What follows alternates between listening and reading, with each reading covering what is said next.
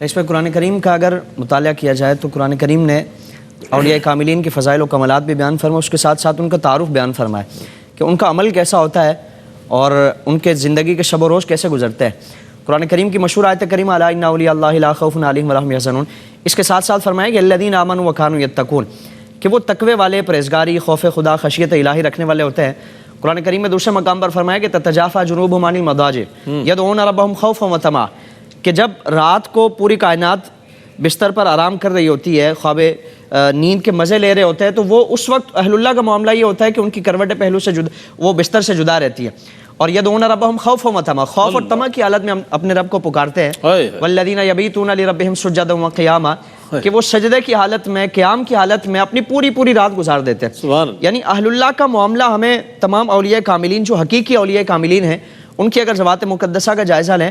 تو تمام میں یہ قدر مشترک یہ چیز نظر آتی ہے کہ وہ اللہ رب العالمین کی عبادت میں مستغرق رہتے ہیں، شب و روز اللہ رب العالمین کی عبادت ہے۔ حضور خواجہ غریب نواز رحمۃ اللہ تعالیٰ علیہ، آپ دن کے اوقات میں مخلوق خدا کی خدمت ہے، ان کی تربیت ہے، ان کا تزکیہ ہے،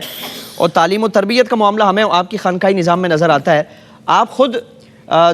دینی علوم کے ماہر ہیں، کئی علوم و فنون کی آپ تعلیم و تبلیغ فرماتے ہیں، اور پھر رات میں جب تنہائی کا معاملہ ہوتا ہے، یکسوئی کا معاملہ ہے، اب وہ رات اللہ رب العالمین کی بارگاہ میں پوری رات عبادت کے طور پر، ریاضت و بندگی کے طور پر گزار دیتے ہیں۔ آپ کا بچپن سے معاملہ دیکھیں کہ ایسے خاندان میں اور گھرانے میں آنکھ کھول رہے ہیں کہ جو ولیوں کا خاندان ہے، آپ کی والدہ ولی، آپ کے والد ولی ہیں، اور شہنشاہ ولایت حضور سیدنا عبد القادر جیلانی رضی اللہ تبارک و تعالیٰ عنہ آپ کے قریبی رشتہ داروں میں سے ہیں، یعنی آپ ان کے فیض یافتگان ہیں اور نسب آپ کا پاکیزہ ہے، تو ہم اندازہ کریں کہ ایسی ذات، ایسی ہستی، ان کا اللہ رب العالمین سے تعلق اور عبادت کا معاملہ ہمیں کیا نظر ہے۔ تو اور رات کی کیفیت، آپ پوری رات، اکثر و بیشتر آپ کا معاملہ یہ ہے کہ عشاء کے وضو سے فجر کی نماز ادا فرماتے ہیں،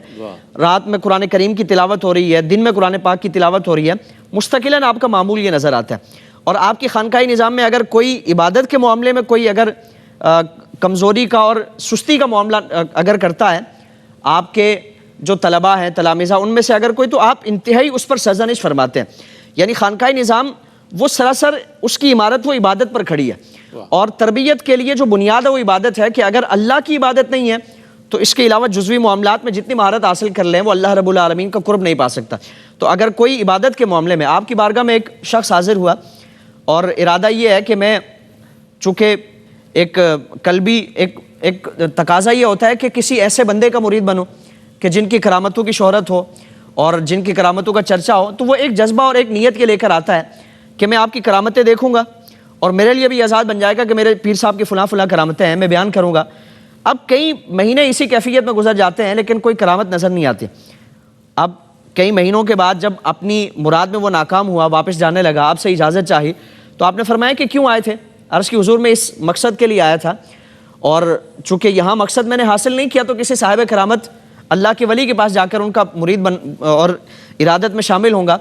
تو آپ نے فرمایا کہ تم یہ بتاؤ کہ اتنا عرصہ، اتنا طویل عرصہ تو جو تم نے گزارا ہے، اس میں کوئی ایک بھی لمحہ اللہ رب العالمین کی عبادت سے مجھے غافل تم نے پایا؟ کوئی بھی ایسا عمل جو قرآن و سنت کے خلاف تم نے میری ذات میں، میرے کردار میں تم نے پایا؟ عرض کی حضور کوئی ایسا عمل نہیں پایا۔ آپ کے زندگی کے شب و روز میرے سامنے ہیں، آپ کی نجی، آپ کی اجتماعی زندگی، وہ سارے معاملات میرے سامنے ہیں، کسی بھی طور پر آپ اللہ کی عبادت سے غافل نہیں ہو۔ تو آپ نے فرمایا کہ اصل کرامت یہ ہے، یعنی استقامت وہ کرامت سے بڑی کرامت ہے، کرامت سے بڑا اس کا مقام ہے۔ تو اتنے مہینے فرمایا کہ تم میرے ساتھ رہے